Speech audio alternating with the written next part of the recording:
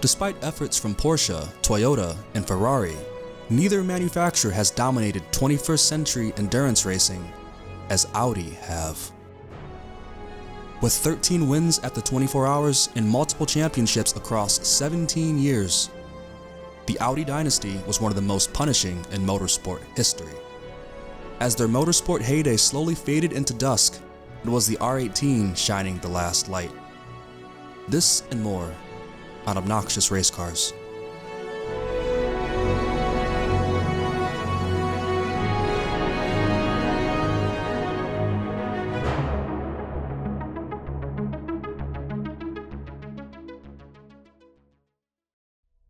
As of 2024, Audi are the second most winningest constructor at the 24 Hours of Le Mans.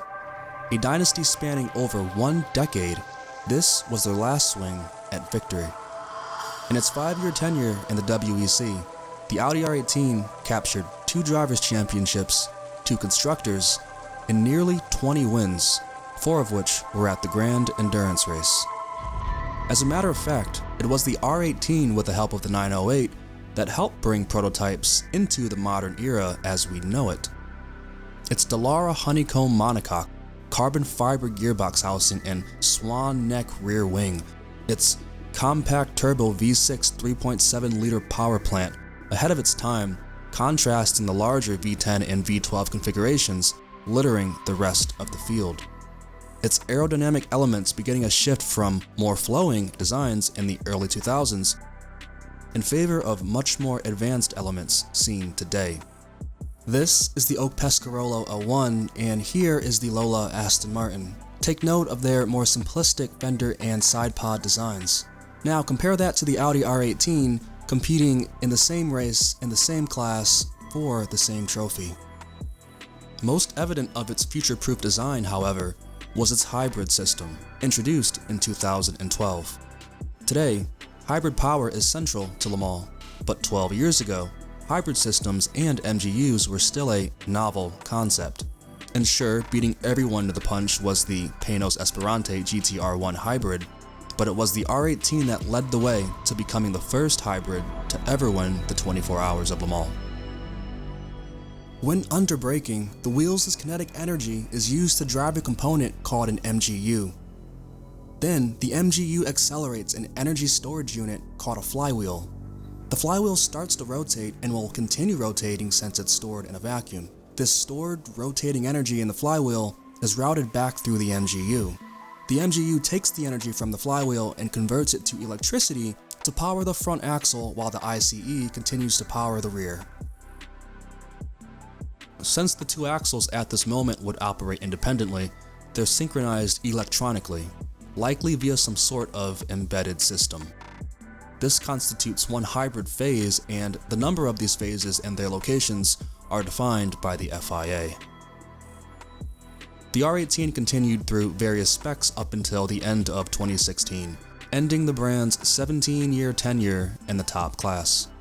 And throughout these years, they were the first to win Le Mans with petrol direct injection, the first with a diesel engine, and now the first to win under hybrid power.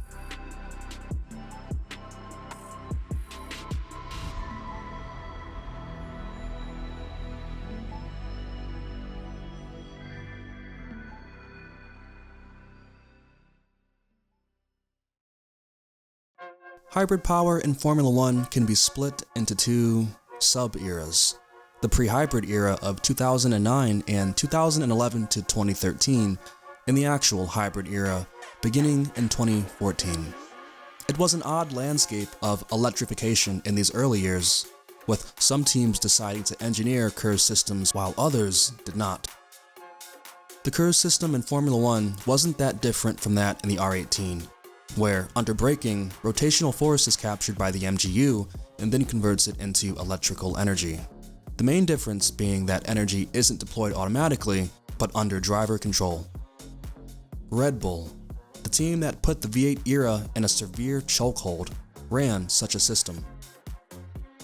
The 2011 RB7 was the weapon that gave Sebastian Vettel his second title. It was among the first to feature J.R.S, and its V8 naturally aspirated Renault revved to about 18,000 RPM.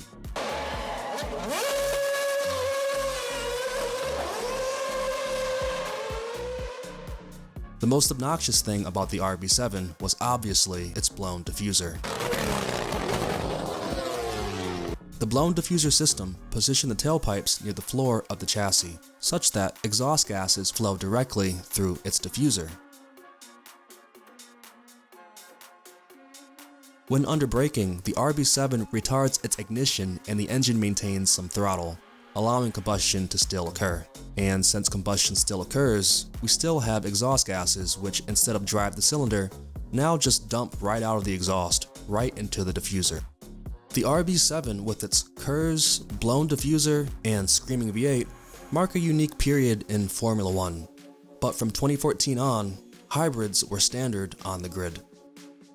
We've talked about the W11, the fastest of the era, in episode 1. But who wins the design award?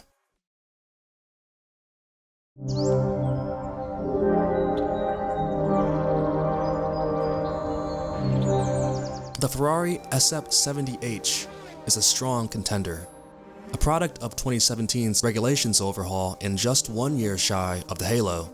Sebastian Vettel, Kimi Räikkönen, and the Ferrari SF70H were the closest any team has ever gotten to beating Mercedes in their era of domination. The V6 hybrid era is a technological achievement, featuring turbocharged 1.6-liter direct injection V6s.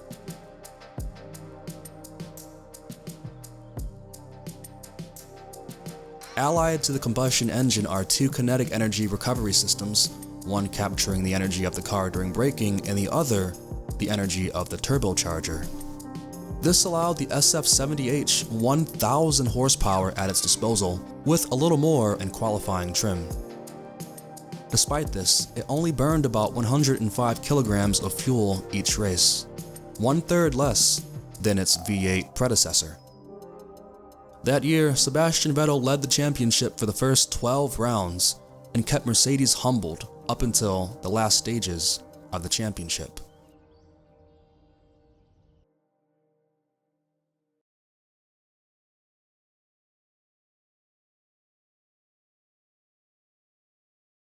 The Toyota Prius is the world's first ever mass-produced hybrid vehicle. In a study produced in 2013, the Prius accounted for just over half of all hybrid sales in America. For over 20 years, it's been the mascot, the avatar for all things practical, safe, economic. From its CVT to its fuel economy to its thin tires, surely the Toyota Prius has no interest in anything performance related.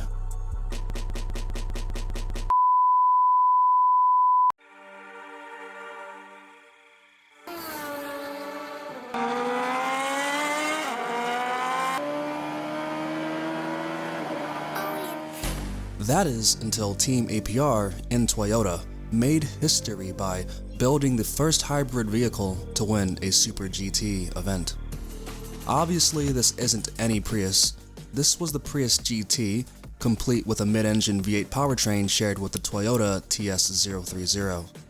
Although its chassis here is very obviously modified, it still held on to that hybrid system. The first 4 seasons were arguably its most decorated. Team APR collected 3 wins and several podiums, as well as a second-place championship finish in their class. The second generation Prius GT competed under 2 specs, one with the original lithium-ion battery, and the other with a supercapacitor hybrid system, also borrowed from the Toyota LMP1s of the time. The number 31 would prove successful, with Team APR collecting a win at Sugo and second places at Suzuka and Motegi. Impressively, APR would go on to finish second in the team's championship in 2016 and third in 2017. 2018 was the final year of the second generation as APR began to pour resources into its final build.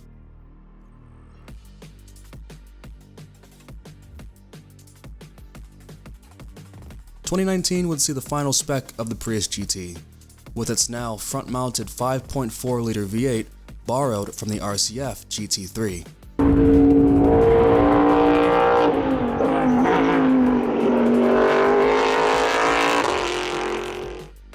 The final stages of the Prius were but a shadow of its former years.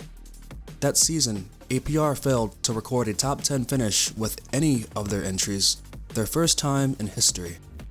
2020 was a slight improvement with APR scoring a podium in 3 top 10s, but this was still below the standard. The third generation's lack of luck came with the exception of a podium at Autopolis in 2021. And it was here for the last time that the hybrid-powered hatchback would claim the top step, going on to win the race after a friendly balance of performance adjustment. The Prius would continue until 2022, where despite another unlucky season, a unique racing legacy would form in its wake.